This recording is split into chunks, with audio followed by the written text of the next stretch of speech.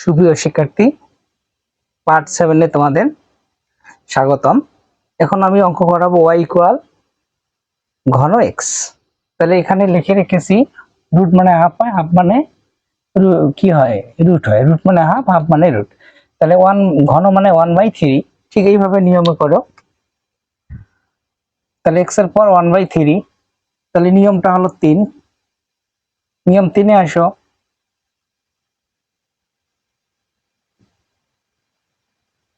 তাহলে পাওয়ার নামে পাওয়ার থেকে 1 বিয়োগ করতে হয়। তাহলে 1/3 লসাগু করো।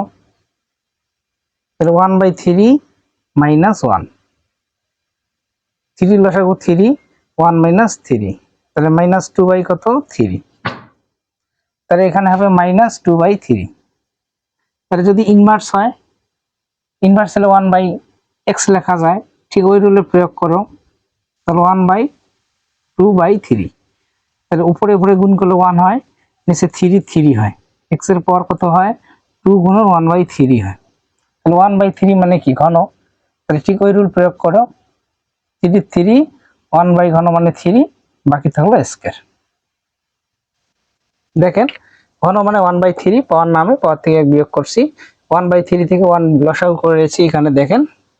তাহলে হলো মাইনাস 2/3, মাইনাস 2/3 মাইনাস নিচে নিয়ে আসলে প্লাস 1 এ 1, নিচে হলো 3, আর এখানে x এর x 2 গুণন 1/3। 1/3 মানে কি ঘন, আর ঘন মানে 1/3। তাহলে 1 ঘন আর রুট x স্কয়ার।